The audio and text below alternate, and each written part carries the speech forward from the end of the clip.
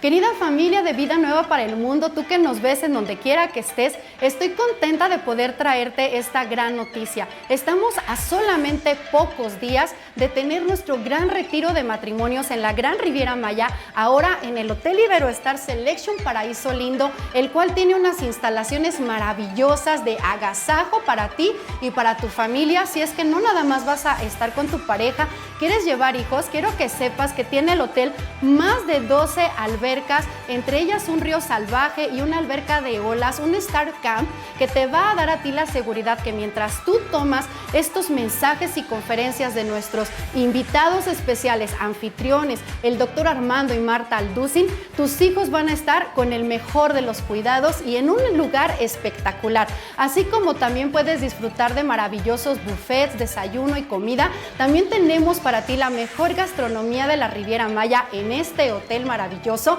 con una comida internacional que tú y tu familia pueden degustar después de cada conferencia en cada noche. Sin embargo, queremos que sepas que ahora el hotel nos acaba de dar las últimas 30 habitaciones. ¿Lo estás escuchando? 30 habitaciones más que solamente tú puedes apartar llamando a estos teléfonos que tenemos ahora en pantallas para que puedas apartar tu lugar y acompañarnos, no perderte de esta espectacular renovación de votos que vamos a tener, en donde puedes renovar no nada más votos con tu pareja, sino tú con tu persona y tú con Dios, para poder crecer y seguir sembrando, invirtiendo, no nada más en el reino, sino ahora también en tu matrimonio, en tu familia, en todas las áreas que Dios tiene para ti. No te lo puedes perder, 30 habitaciones más, no esperes más y llama ya.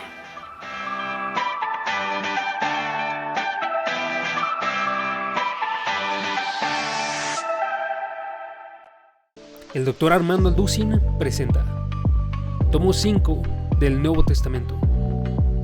Escucha la palabra de Dios y conoce con nosotros las revelaciones de la Escritura.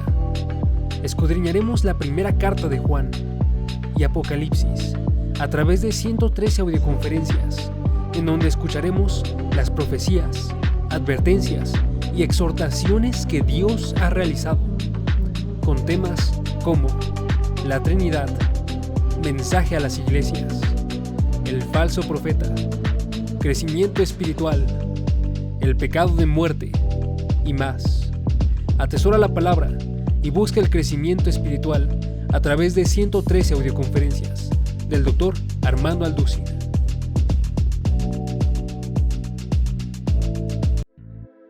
Explora el llamado, promesas y pactos hechos a los hombres de fe que comenzaron el linaje del pueblo escogido.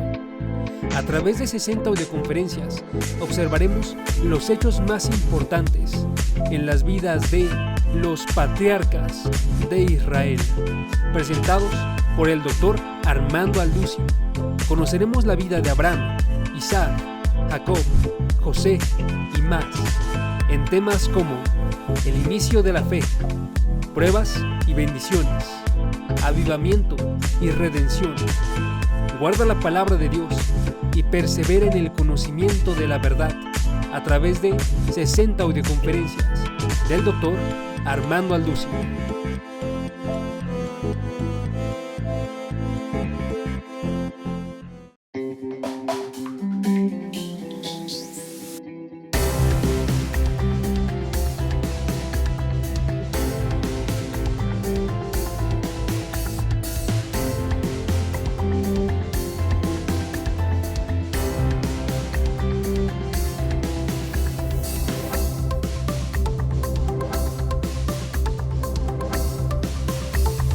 Continuamos con la serie Conociendo el fin de los tiempos. Esta es la quinta o la sexta conferencia ya, para que traten ustedes de conseguir las anteriores.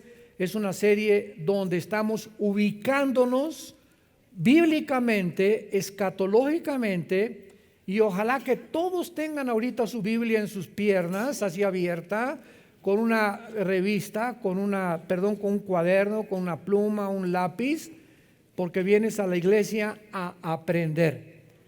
Y es horrible llegar a la iglesia y estar esperando que te pongan ahí un versículo, está muy bien, pero estos estudios necesitan, ¿verdad?, que tú estés en contacto con la palabra de Dios. Dichosos y felices todos ustedes que en esta mañana trajeron sus Biblias.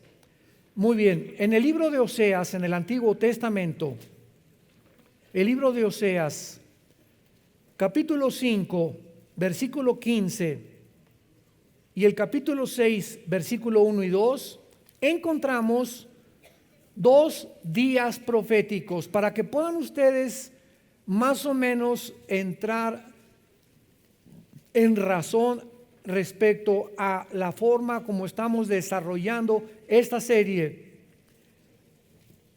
Les recuerdo que en la Biblia existe la semana de 7 días. Nadie puede explicar quién impuso la semana de 7 días en el mundo. Nadie, más que la Biblia. ¿Por qué son 6 días y el séptimo descansar? 6 por 1, 6 por 1, 6 por 1. Desde el punto de vista nutricional y desde el punto de vista de la salud, Dios en su misericordia sabe que el cuerpo humano necesita descansar. Y cuando un ser humano no descansa el séptimo día, después de 6 días de trabajar, y si tú trabajas el domingo, bueno, el lunes es tu día de descanso, ya no hay ningún Shabbat obligatorio. Esto es importante recordarlo. Ya no tiene que ser el sábado. El cristianismo tiene el día primero de la semana, que es el domingo, porque Pentecostés vino en domingo, Cristo resucitó en domingo. Los apóstoles comenzaron a juntarse ya no el sábado, sino el domingo. Recogían las ofrendas el domingo, etcétera, etcétera. Y muchos trabajan el domingo, entonces el día de descanso es el lunes. La cuestión es que trabaja 6 días y trata el séptimo día de no hacer nada. ¿Saben qué es nada? Exactamente, nada. O sea, increíble que hay muchas personas que creen que, por ejemplo, en tiempo de vacaciones, que son 4 o 5 días que tomamos, o 6 días, 2 o 3 veces al año, se llevan al laptop y ahí están con los periódicos y ahí están. En lugar de que el descanso es el descanso, las neuronas del cerebro necesitan descansar. Y cuando tú le pones demasiada presión a estar piense y el día de semana no dejas de trabajar, o estás que el trabajo y por allá y dices, no voy a preocuparme ya de nada, mañana Dios ya proveerá, ya mañana será otro día, a lo mejor ni amanezco mañana, hoy voy a disfrutar a mis nietos, a mis hijos, vamos a ir al boliche o una buena película o a caminar por Chapultepec o no sé lo que quieras hacer, pero no hagas nada para darle a tus neuronas el tiempo de la recuperación que necesitan para que no acabes en un psiquiátrico. Entonces, esto es desde el punto de vista de la salud y nutricional. En el aspecto teológico, estos 7 días de la semana, Israel tenía también días de años. En otras palabras, los 7 días se convertían en 7,000 años. Porque dice el Salmo 90 y 1 de Pedro capítulo 3, que para Dios un día es como 1000 años. Entonces, si Dios estableció 7 días para que pudiéramos regir nuestra vida normal y trabajar 6 días y descansar el séptimo, de la misma manera, en el plan profético de Dios, la historia de la humanidad va a durar 6,000 años. Y ahorita, desde que Adán y Eva pisaron este mundo hasta Abraham, hubo 2,000 años, si lo quieres ir apuntando. De Adán a Abraham hubo aproximadamente 2,000 años. De Abraham a Cristo hubo 2,000 años. Y de Cristo a nuestros días, la iglesia lleva aproximadamente 2,000 años. Muy bien. Si estamos cerca del año 6,000, ¿por qué no sabemos si son exactos? Porque a principios de la historia de la edad de Cristo a nuestros días, se cambió el calendario. El Papa Gregorio cambió el calendario lunar de los judíos de 360 días al calendario solar de 365 minutos y segundos. Entonces, en este cambio entre los 60 y los 65, se perdieron años bisiestos, etcétera, etcétera, pero de alguna manera nos encontramos al filo de que se cumplan los 6,000 años.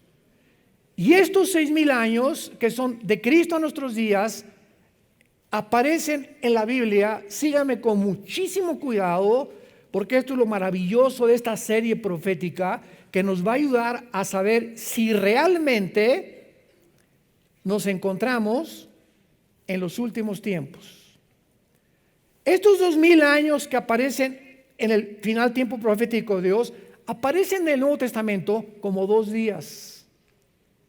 Y vamos a ver que desde el Antiguo Testamento y en el Nuevo Testamento, cuando vemos 2 días, se refiere a 2,000 años. Vamos a comenzar a comprobarlo en el libro de Oseas, capítulo 5, donde aquí tenemos escondido una revelación maravillosa profética de Dios. Está hablando Dios acerca de Israel. Oseas 5, versículo 15, y dice así: andaré y volveré a mi lugar. Es Dios el que está diciendo que va a andar durante un tiempo y después va a volver ¿a dónde? A mi lugar, o sea, el cielo. Ahorita lo vamos a comprobar que eso es lo que está hablando Dios. Les dije, síganlo con cuidado y saquen su lupa. Hasta que reconozcan su pecado y busquen mi rostro, en su angustia me buscarán. Dice Dios, voy a andar entre ustedes y me voy a ir. Y voy a regresar cuando Israel reconozca su pecado y busquen mi rostro. ¿Se acuerdan a Cristo cuando entró en su burrito a Jerusalén? Jerusalén, Jerusalén, que matas a los profetas, como la gallina quise buscar a los pollitos y meterte bajo mis alas, pero no me volverán a ver hasta que digan Baruch Hashem Adonai Eloheim, bendito el que viene en el nombre del Señor. No me buscarán hasta que me reconozcan que yo soy el Mesías. ¿Y cuándo va Dios a reconocer, cuándo Israel va a reconocer a Jesús? Después de los 2,000 años. Cuando termine la época de la iglesia, viene la tribulación, y en estos 7 años Israel se convertirá a Jesucristo. Y lo dice el versículo 15, en su angustia me buscarán, que serán los 7 años de la tribulación. El tiempo de angustia, Jeremías 37 de Jacob, que en el Nuevo Testamento se llama la tribulación. Continuemos en el capítulo 6. Vengan, y aquí ya hay muchísimo más profundidad, y volvamos a Jehová, porque Él arrebató y nos curará, hirió y nos vendará. Escuchen, nos dará vida después de 2 días, que no pueden ser de 24 horas, lo vamos a comprobar. En el tercer día nos resucitará y viviremos delante de Él. En 3 versículos se describe todo el panorama de Dios para Israel. Ahora, veamos esto con mucha más claridad. Noten ustedes en el versículo 2 que hay 2 términos que no significan lo mismo, porque ocurren en tiempos diferentes. El primero es tener vida y el segundo es resucitar. La promesa de que dice nos dará vida se cumplió en 1948 del siglo pasado, cuando los judíos regresaron casi cerca de 2,000 años exiliados y dispersados por el mundo a establecer el Estado libre y soberano de la nación de Israel. Ahí Israel renació nacionalmente pero no espiritualmente. Regresaron a su tierra, pero no se convirtieron. Y todavía no se convierten, aunque hay un movimiento impresionante ya en el mundo de cantidad de judíos étnicos que están aceptando a Jesús como el Mesías, que son los primeros frutos de los que se van a convertir con los 144,000 judíos que van a predicar en el tiempo de la tribulación. Bueno, entonces veamos esto, que la promesa que se hace aquí de tener vida es una referencia directa a el renacimiento de Israel como nación, si lo quieren apuntar. Y nos preguntamos, ¿qué otra nación en la historia del mundo ha vuelto a nacer después de haber estado exiliada de su tierra por más de casi 2000 años a través de la historia? ¿Qué nación ha podido igualar a Israel para renacer después de casi 2000 años? Y este milagro de este renacimiento de Israel se profetizó en Isaías 66:8, escrito hace 2700 años. ¿Quién oyó semejante cosa? ¿Quién vio tal cosa? ¿Concebirá la tierra en un día? Pregunta el Espíritu Santo, ¿nacerá una nación de una vez? Pues en cuanto Sión estuvo de parto, dio a luz sus hijos. Entonces, Israel, damas y caballeros, señores sociólogos que nos visitan, antropólogos, historiadores, es la única nación en la historia que no ha tenido comparación con ningún estado, con ninguna nación que haya podido, ya no digamos todas las generaciones, por casi 2000 años, ninguna nación en una sola generación, que en la Biblia una generación son aproximadamente como 80 años, de acuerdo al Salmo 90 también, no ha podido ninguna nación en la historia regresar a su religión, a su estado, a su lenguaje. No lo perdieron el hebreo, mezclado con algo de arameo, como en 1948, ante los ojos expectantes del mundo. Me voy a adelantar un poquito, porque las primeras dos guerras mundiales, la Primera Guerra Mundial preparó a Israel para su tierra, y la Segunda Guerra Mundial preparó a la tierra para los judíos. Increíble que tuvo que haber dos guerras mundiales para que en la Primera Guerra Mundial los ingleses les quitaran al Imperio Otomano de los turcos el control del Medio Oriente. Cuando en 1923 los ingleses, el general Alibay, entra a Jerusalén y sacan a los turcos, y se acabó el Imperio Otomano turco, que había prevalecido casi 500 años. Y de 1923 a 1945 los ingleses tenían el control del Medio Oriente. Acaba la Segunda Guerra Mundial en 1945 y la Liga de Naciones, que después se convirtió en las Naciones Unidas, decretan que los ingleses se salgan y que Israel tome posesión de su tierra soberanamente, convirtiéndose en un estado. Entonces vemos cómo a través de toda la historia Dios trabaja por etapas. Dios va preparando tu vida igual que las naciones. A ti te prepara tal vez de los 15 a los 20 años para que estudies algo, o para que vivas con una familia, o para que hagas esto, sin que tú te des cuenta. El periodo que tú estás atravesando en tu vida te está preparando para la segunda etapa.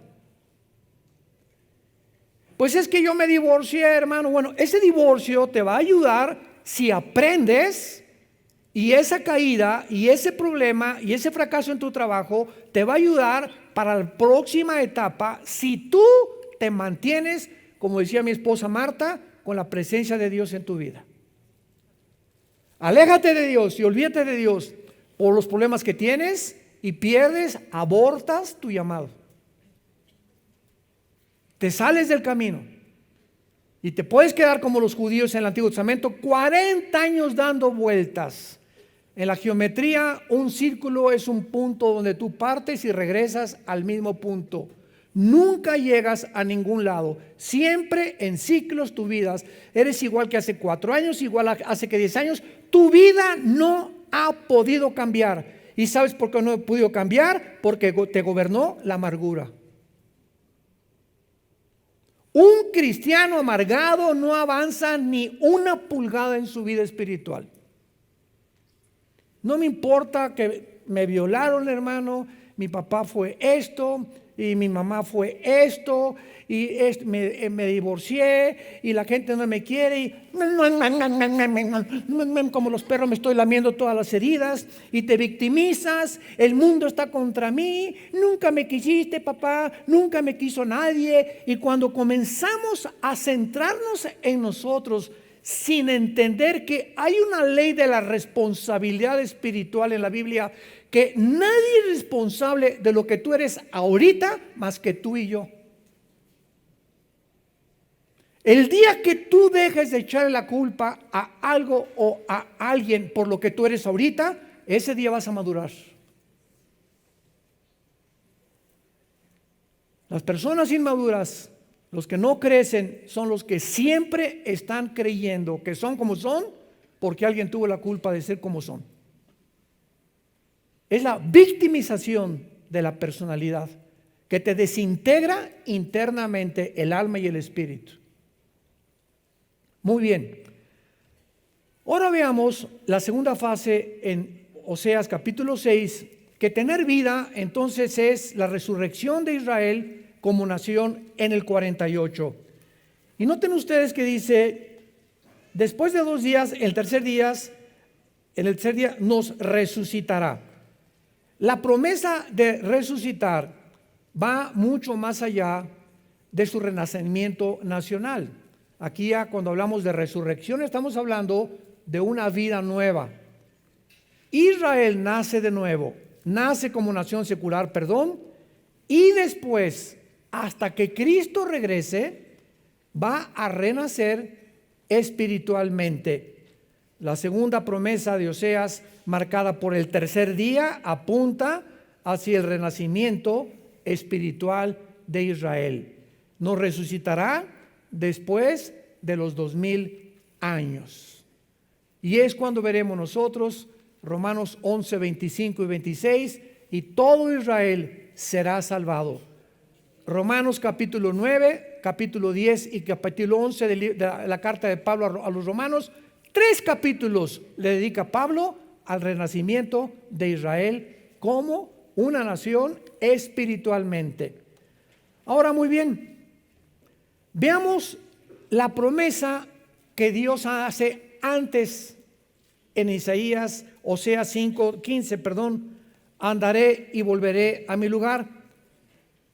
Aquí está Cristo. ¿Saben quién está hablando aquí? Dios en la persona de su Hijo. Andaré y volveré a mi lugar. Vamos a ver ahora en el Evangelio de Juan, principalmente, cómo Cristo comienza a platicarles a sus discípulos continuamente, diciéndoles, me voy a ir, voy a regresar. Y estaban los discípulos, ¿a dónde? ¿A Tlacomulco? ¿A dónde te vas? ¿De qué está hablando?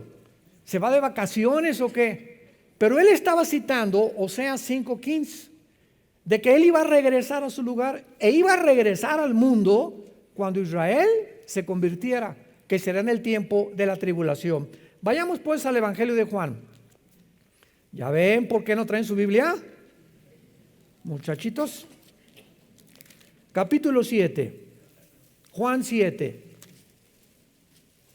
Entonces Jesús dijo, Juan 7:33, todavía un poco de tiempo estaré con ustedes e iré al que me envió.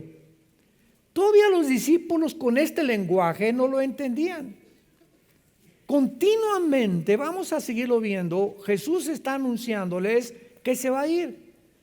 Y qué increíble que sepa Jesús a dónde se iba a ir después de muerto.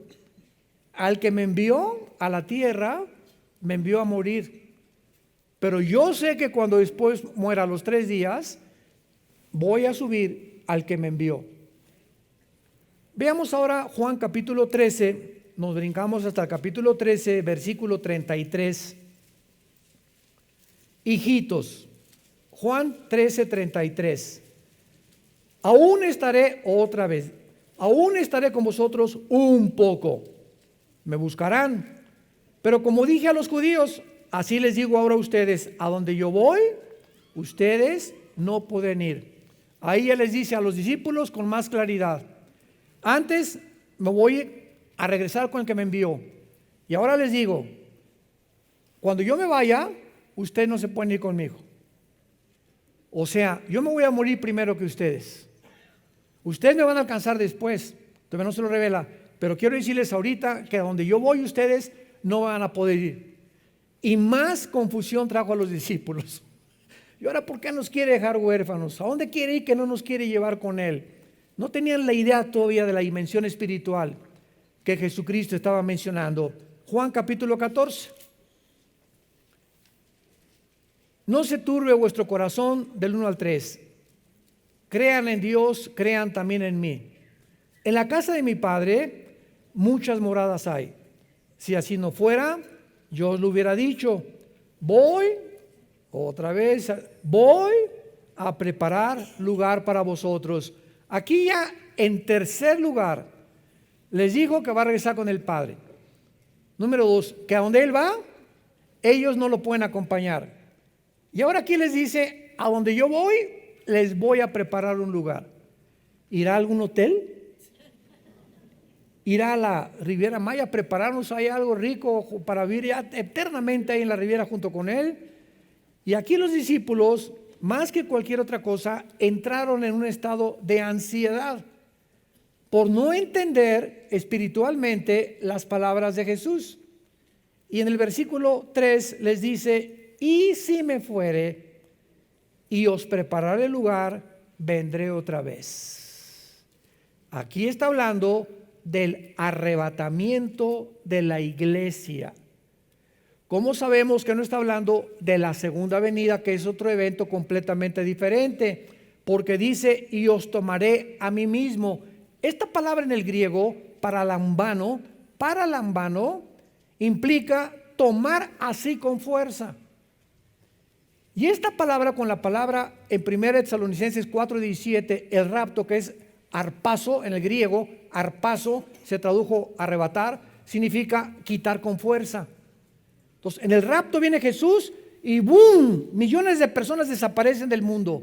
Viene a sacarnos del mundo y Él no pone los pies en el mundo. Él es del cielo, nos saca del mundo y nos reunimos con Él en el espacio cósmico.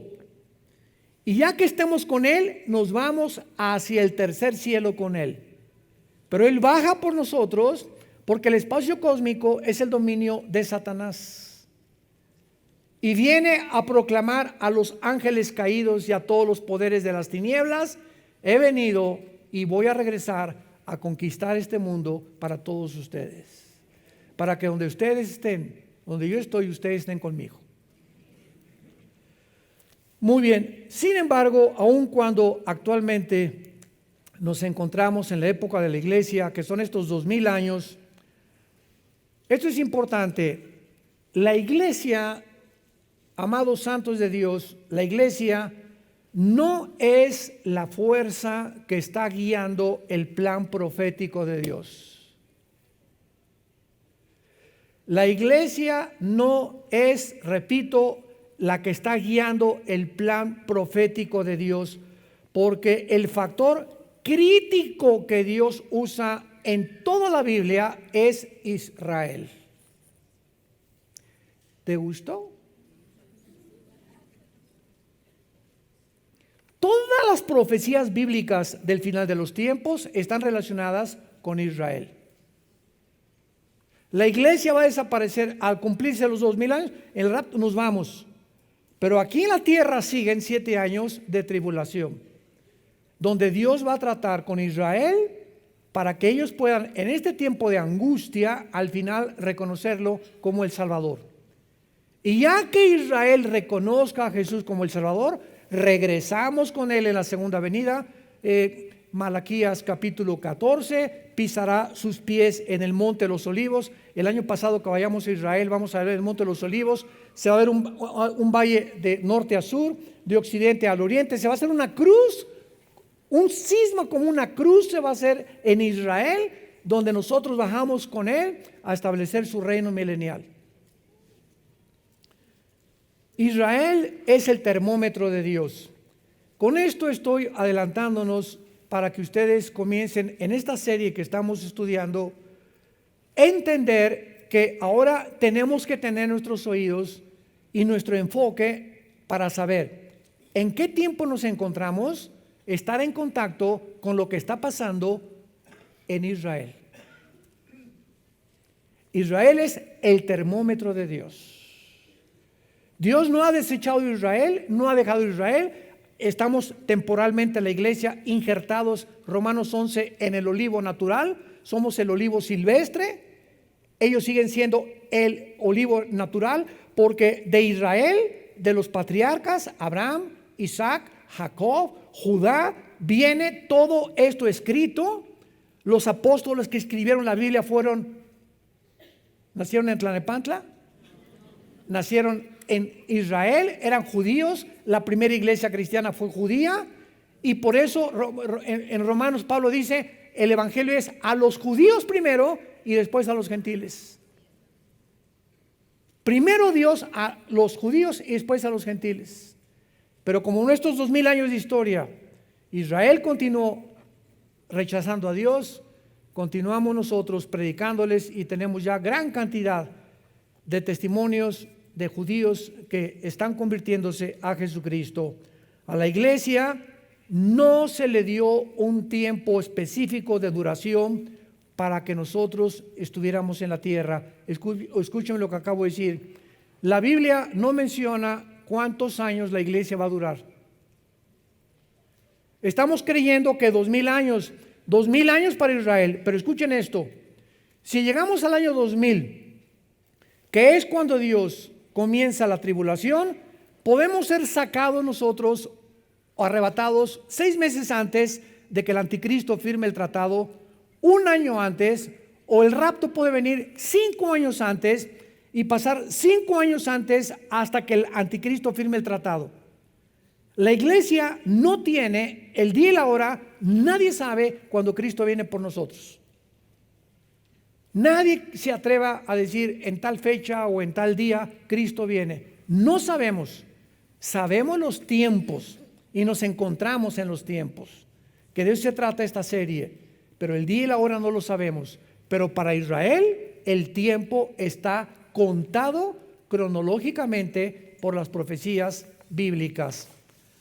Ahora vamos a comenzar a estudiar estos 2 días en el Evangelio de Juan, que vamos a comprobar que Cristo no se refería a 2 días de 24 horas. Para corroborar que cada vez que Jesús mencionaba 2 días, se estaba refiriendo a 2000 años en relación con la nación de Israel. Juan 4 con la mujer samaritana. La Biblia menciona en el Evangelio de Juan 2 periodos de 2 días durante el ministerio de Jesús, que son símbolos proféticos. ¿Quién se podría imaginar eso, verdad? Vamos ahorita 2 días y tienen implicación profética. Cristo no dice 3 días, 4 días al azar o por coincidencia. Cada día, cada coma, cada número que la Biblia menciona tiene un significado profético. No es al azar.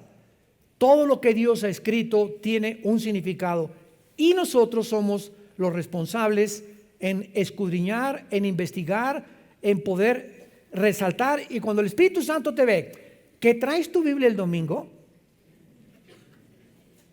y que de veras eres una persona de la Biblia y tienes en tu oficina una Biblia, en el baño una Biblia, en tu recámara una Biblia, y que estás buscando siempre la palabra de Dios, Dios se va a revelar a tu vida.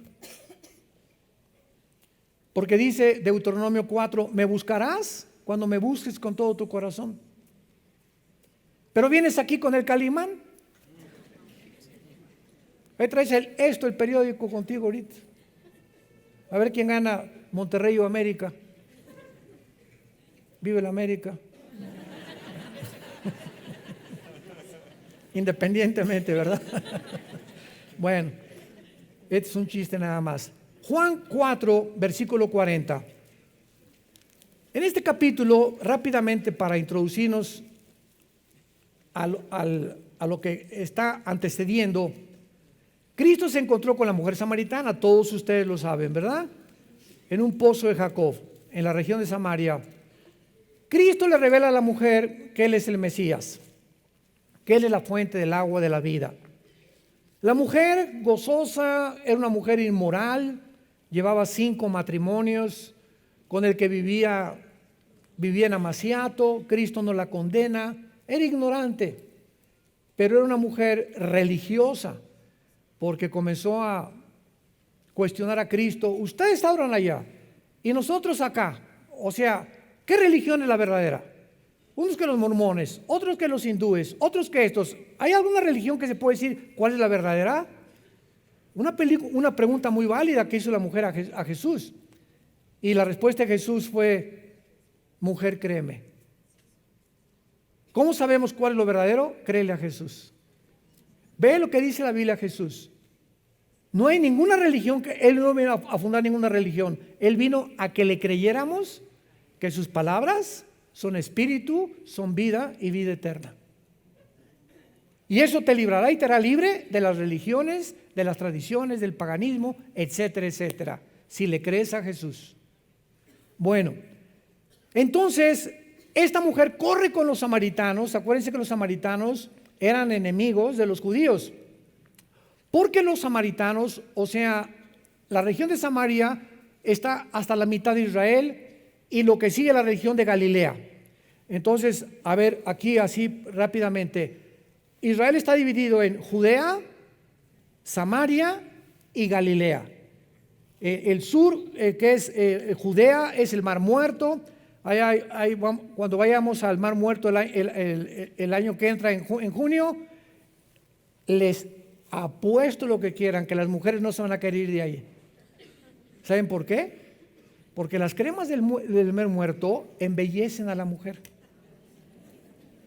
Son las cremas y el lodo que hay, se acuestan en el lodo, ahí se quedan a dormir las mujeres y se revuelcan para acá y para allá y por acá, porque el Mar Muerto tiene los minerales más increíbles que hay. A las tiendas de cremas, bueno, ahí se vuelven locas las mujeres comprando cremas para la cara y para las uñas y para lo que sea. No, para las uñas no, ¿verdad, gorda? Bueno, yo no sé de esas cosas. Pero cuando fuimos la vez pasada, ¿verdad? No querían un día más las mujeres. Les dije, no, se someten. Muy bien, los samaritanos entonces se habían mezclado con judíos y los judíos los tenían marginados porque no eran puros. Estaban mezclados con los gentiles. ¿Cuándo fue esto? Cuando los asirios, 700 años antes de Cristo, se llevaron cautivos a las 10 tribus de Israel a Siria. Y entonces desde hace 2700 años hasta nuestros días, los judíos están en el mundo entero sin que sepamos a qué tribu pertenecen. Por eso hay judíos mexicanos, guatemaltecos, italianos, salvadoreños, ingleses, franceses, africanos, de Etiopía, en fin, están regados por todo el mundo sin que se sepan muchas personas que tienen su origen en una de las tribus de Israel. Muy bien. Entonces la mujer corre con los samaritanos. ¿Qué creen, verdad? Hay un profeta, estoy seguro que es el Mesías, etcétera, etcétera. Y entonces le piden a Jesucristo que por favor se quede con él. Y dice el versículo 27 de Juan capítulo 4.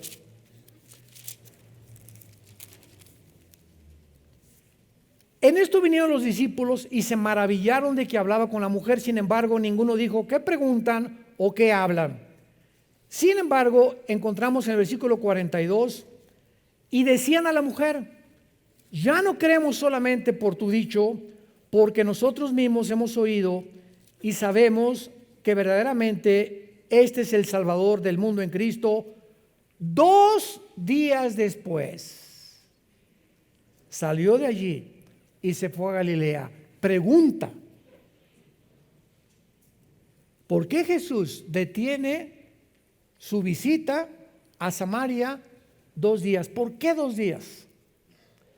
¿Qué relación hay en que él se haya quedado 2 días con los samaritanos, con los 2000 años relacionados con la profecía para Israel? Y la respuesta es la siguiente: en todo su ministerio, casi ninguno de los judíos se convirtió. Y en la primera visita a Samaria, casi todos los samaritanos se convierten, los marginados, los desechados del mundo. Y en ese momento, Jesucristo, al decir me quedo 2 días con ellos, los samaritanos son un tipo de la iglesia. Ellos eran mezclados, gentiles con judíos, y la iglesia, ¿cómo está mezclada en el siglo XXI? Gentiles con judíos también. Y cuando Jesús dice me quedo 2 días con ustedes, está hablando proféticamente que después de los 2000 años vendría Dios a establecer su trato con los judíos. Qué impresionante que es en un ministerio de 3 años y medio, donde la mayoría eran judíos, se rehúsan a creer en él, y en un solo día en Samaria todos los gentiles casi creen en él. ¿Qué significado tenía, verdad? Que la época de la iglesia está mezclada también, pero predominantemente de gentiles. Ser un reflejo de este ministerio de Jesús que tuvo con los samaritanos. ¿Podríamos alguna vez habernos imaginado esto? ¿Ven cuántas joyas y cuántas piedras preciosas? Ahorita todavía están muchos. Lo comprendo. El año que entra lo vas a entender un poco más. Pero son piedras preciosas y joyas que vamos descubriendo en la Biblia. Y ¿saben cuál es el secreto de la Biblia? La conexión. Estar conectando versículos con otras partes para no sacar de un contexto un texto y hacer un pretexto. Esta es la razón por la cual hay tantas sectas que sacan un versículo sin tomar en cuenta otras partes de la Biblia, y entonces si no tienes el rompecabezas completo, no puedes enseñar la Biblia, porque estarías enseñando herejías. Y este es lo precioso que tenemos nosotros en la Biblia. Pero vayamos al segundo caso en la Biblia, Juan capítulo 11, donde se encuentran otra vez los 2 días en la resurrección de Lázaro. Esto está tremendo. Capítulo 11 de Juan. Esta es la segunda vez en todo el Evangelio de Juan, donde un periodo de 2 días aparece en la historia de la resurrección de Lázaro. La resurrección de Lázaro. ¿Qué leímos en Oseas? Nos resucitará después de 2 días. ¿Verdad? Ya estamos uniendo cabos, como que ya comienza a ser un poco más claro el rompecabezas. Muy bien. Ya hemos visto claramente en el versículo 24 que de una forma sospechosa, Marta le dice esto a Jesús. Juan 11:24. Marta le dijo: yo sé que resucitará en la resurrección en el último día. O se tradujo en el día postrero. Marta sabía de alguna forma que para Israel habría un tiempo de la resurrección. Y si Cristo habla de 2 días, está hablando del tercer día que Cristo resucitó. Sin que Marta supiera, como cuando Cristo se presentó ante Pilatos, uno de los sacerdotes de ellos dijo, ¿verdad? Es mejor que un hombre muera y no que mueran todos, profetizando el ministerio que Cristo iba a tener en la redención del ser humano. Entonces, hay muchas cosas en la Biblia que muchos hombres hablaron sin darse cuenta que estaban hablando a través de Dios. Que el Espíritu Santo estaba usando sus bocas sin que supieran ellos qué estaban diciendo, como cuando David escribió el Salmo 22. David agarra la pluma un día en su castillo y comienza: Dios mío, ¿por qué me has desamparado? Horadaron mis manos y mis pies, sobre mi ropa echaron suertes. Mi corazón fue como la seda, los toros de Basán me han rodeado. David, 1000 años antes que Cristo fuera a la cruz, estaba escribiendo lo que 1000 años después iba a suceder en el Monte Calvario. Con detalles. Sobre mi ropa echaron suertes, me crucificaron. Las palabras que Jesús dijo: lama sabactani, Dios mío, Elí, Elí, lama sabactani, ¿por qué me has abandonado? Las escribe David 1000 años antes. ¿Ustedes creen que David sabía lo que iba a pasar en el Monte Calvario? Ahí está un ejemplo, ¿verdad? Isaías 53: despreciado y desechado entre los hombres, varón de dolores, como que escondimos el rostro de él. ¿De quién está hablando? Del Mesías que vendría 700 años después. Isaías no tenía idea, porque cuando Cristo hace su aparición en el mundo, ninguno de los líderes religiosos, los teólogos, los fariseos, los que conocían más que el populos, la teología y la Torá, etcétera, etcétera, no pudieron entender, escuchen con cuidado esto, que el Mesías tenía primero que morir. Y esta fue la trampa del plan de Dios al diablo. Dice en 1 Corintios capítulo 2: si los príncipes de este mundo, o sea, los principados satánicos, hubieran sabido y conocido la sabiduría de Dios, nunca hubieran crucificado a Cristo. Si el diablo hubiera sabido que Cristo iba a resucitar, no se hubiera metido en Judas. De menso lo hace. Pero cuando Cristo resucita, el plan escondido de Dios, ni los ángeles lo conocían, era un secreto entre Dios y su Hijo Jesucristo. Entonces, en el Antiguo Testamento, lo único que aparece es un Mesías, pero la mayor parte de ellos creían que era el Mesías o el descendiente de David.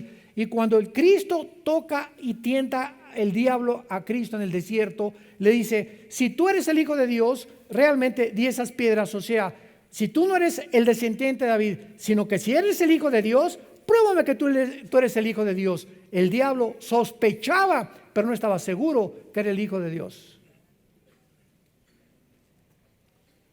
Ahora alguien podría preguntar: oiga, pero cuando entró Cristo a una sinagoga, los demonios lo reconocieron. Escuchen: sabemos quién eres, el Cristo, has venido a atormentarnos. Es toda la información que tenían. Sabemos que eres el Mesías, el Cristo, que significa el Mesías, pero no sabían el plan, que tenía que morir. Oye, hermano, pero después de cuando les comenzó a preguntar a los discípulos, y es necesario que el Hijo del Hombre sea entregado en manos de pecadores y al tercer día resucite, pues el diablo no estaba oyéndolo. Escucha esto: si tú no tienes al Espíritu Santo, aunque oigas esto, no lo vas a entender. Yo puedo venir ahorita con una persona de otra religión: oye, es que María no es corredentora con Cristo, los santos no pueden perdonar los pecados. Aquí está en tu Biblia. No, es mi religión, no voy a rechazar mi religión. Ahí está, y no lo ven. ¿Cómo lo explicas? Hasta que el Espíritu Santo entre a nuestra vida y nos abra el entendimiento, podemos tener la luz y no ser iluminados. No hay peor ciego que aquel que tenga la luz enfrente y no es que no pueda ver, no la quiere ver.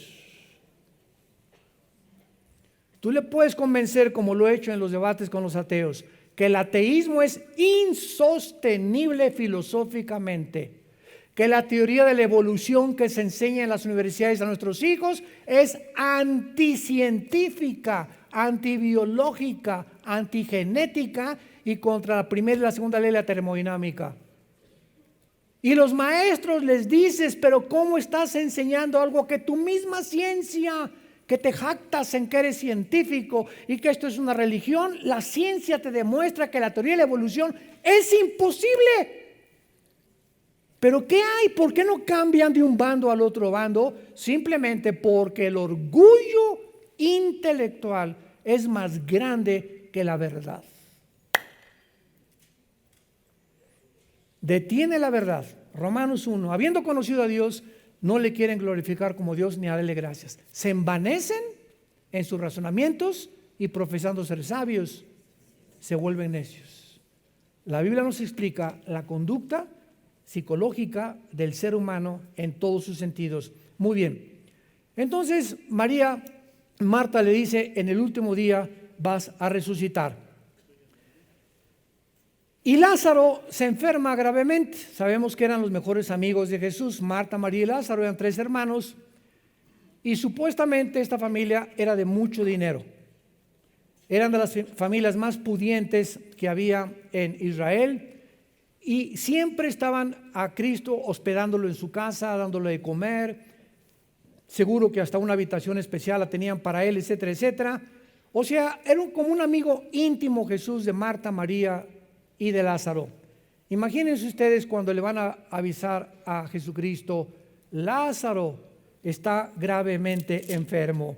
Dice el versículo 3 del capítulo 11, enviaron las hermanas para decir a Jesús, he aquí el que amas. O sea, el Espíritu Santo pone énfasis en que había un amor muy especial de Jesús por Lázaro, principalmente por Lázaro, al que amas. Cuando lo oyó Jesús dijo, esta enfermedad no es para muerte, sino para la gloria de Dios, para que el Hijo de Dios sea glorificado por ella. Hasta ahí sabemos que Cristo detiene su visita, no 3 días, no 4 días, lo vamos a ver, con el propósito de que muera Lázaro. El plan de Dios era que Lázaro muriera. El plan de los hombres era que viviera y que no se muriera de esa enfermedad. Pero los pensamientos de Dios no son nuestros caminos y son más altos que los de nosotros. Entonces hay muchas decisiones de Dios que Él toma que van mucho más allá de lo que creemos que sería mejor para nosotros. Es como hace poco me dijeron una persona que querían ir a resucitar un muerto y les dije, miren hermanos, si don Pancho Pistolas resucita, ¿saben lo que va a pasar? Que abriendo los ojos va a decir, devuélvanme. Por el amor de Dios, estaba mucho mejor que en mi rancho. Estoy mejor que en este mundo de sufrimiento. La muerte es la liberación del alma y del espíritu para estar en un lugar que ni nos imaginamos y queremos traerlos de vuelta. Solamente para que esté conmigo, porque lo extraño. Y claro que es lógico eso, ¿verdad? Y quisiéramos que no perdiéramos a los seres queridos. Pero cuando el cristiano sabe que una persona de la familia ha partido con el Señor y está en un lugar 1000 veces mejor que en este mundo, ese es un consuelo que te da para tener paz en tu vida y seguir viviendo para Cristo y no vestirte de negro 5 años. Muy bien. Entonces le envían a Jesucristo y dice el versículo 6, cuando oyó pues que estaba enfermo, se quedó 2 días en el lugar donde estaba. ¿Por qué 2 días? Siempre pregúntate en la Biblia, ¿por qué? ¿Por qué? ¿Por qué? ¿Por qué es esto? El mundo de los por qué que pertenece a los niños. ¿Por qué los globos se elevan, papá? ¿Por qué en el avión veo como hormiguitas a la gente? ¿Por qué esto? ¿Por qué el otro? ¿Por qué se hace caliente el agua? ¿Qué es lo que calienta el agua? ¿Por qué el agua se evapora? Y los niños tienen 1000 preguntas y crecemos, llegamos a los 50 años y dices, ya lo chepo todo. Qué feo, ¿no? Cuando hay tiempo de preguntas y respuestas en los seminarios que tenemos, veo cantidad de cristianos que no tienen preguntas. ¿Cómo no lees la Biblia? Oye, leo la Biblia y 1500 dudas salen. Nunca podremos conocer la respuesta a todas las dudas, seríamos dioses. Entonces, mientras estemos en un mundo limitado y la mente de Dios, que es la palabra de Dios, tendremos 1000 dudas. Y el secreto es no quedarte con las dudas, investigar, preguntar, porque Dios quiere responderte. Entonces se queda 2 días y la pregunta es ¿por qué? ¿Por qué 2 días se queda Jesús en Betania? Intencionalmente Jesús retrasa su viaje. Ni siquiera acabé y miren, ya están. Qué malintencionados, ¿verdad? Para manifestar el poder de Dios en la resurrección. Pero tenemos aquí algún tono profético para su retraso de 2 días. Es la pregunta que tenemos que contestar. Ya sabemos que los 2 días para que resucitara y corroborar que al tercer día también le iba a resucitar, porque entonces al tercer día resucita Cristo a Lázaro, proféticamente anunciando y señalando su resurrección. Pero ¿habrá algún tono profético relacionado con los 2 días de Israel? ¿Está Lázaro representando simbólicamente a Israel? ¿O estaba Jesús insinuando nada más que la muerte de Israel, o que la muerte de Israel como nación duraría 2 días? La resurrección de Lázaro fue un milagro. ¿Quién lo puede negar? Pero solo fue una resurrección física, porque recuerden que él resucitó y volvió a morir. El primero en haber muerto sin haber resucitado, sin regresar a la vida, ha sido Jesucristo. Todas las resurrecciones que tú veas en la Biblia volvieron a vivir. O sea, no estaban desconectados del espíritu. Una vez un cardiólogo, amigo mío en Toluca, hace como un mes me mandó un correo. Me dice: Armando, tengo testimonios de personas que están siendo resucitadas en las salas de emergencia. Y yo le contesté: no estaban muertas. ¿Cómo si el corazón les dejó de latir? Y hasta pudimos saber que el cerebro no les funcionaba. Le dije: bíblicamente, Santiago capítulo 1, el momento que el espíritu separa el cuerpo, sobreviene la muerte. Esas personas no resucitaron, no se habían muerto. El espíritu estaba todavía sobre ellas. Así que no resucitaron a ellas. Simplemente Dios, el espíritu lo volvió a meter para que siguieran viviendo. No es hasta que el espíritu se separa bíblicamente del cuerpo que sobreviene la muerte clínica. Mientras tanto, le dije, me dijo: tienes toda la razón. Y este hermano es un cardiólogo de mucho respeto en el Estado de México.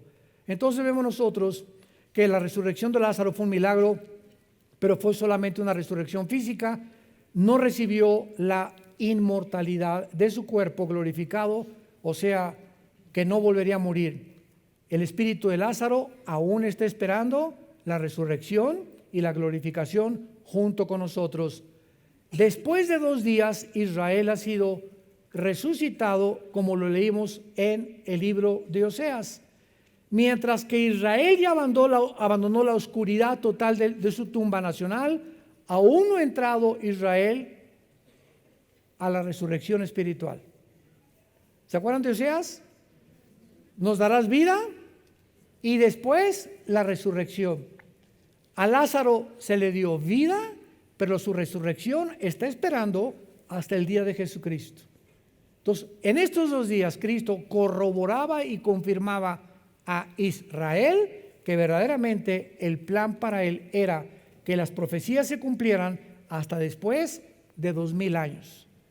¿En qué tiempo nos encontramos? Estamos así de los 2000 años. Y vamos a ver en la próxima conferencia ahorita que sigue que estos 2000 años son impresionantes relacionados con Israel. Rápidamente para terminar, porque se acabó el tiempo. De Adán a Abraham hubo 1948 años. ¿Quién fue Abraham? El padre de Israel. De Adán a Abraham hubo 1948 años. El primer Adán. El segundo Adán, ¿quién fue? De Jesucristo a Israel hubo 1948 años. ¿Coincidencia? Se las dejo de tarea.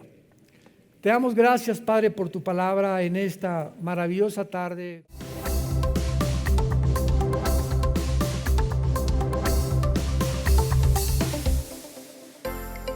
Vida Nueva para el Mundo se sostiene y propaga el mensaje de salvación de Jesucristo gracias a Dios y a tus donativos. Llevemos juntos el Evangelio de Jesucristo al mundo entero.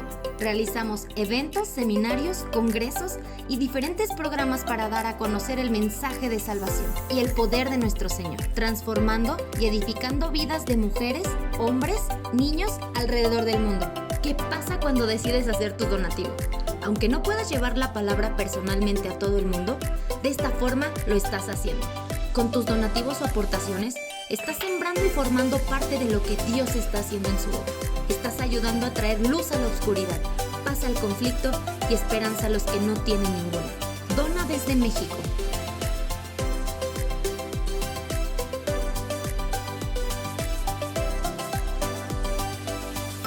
Dona desde Estados Unidos.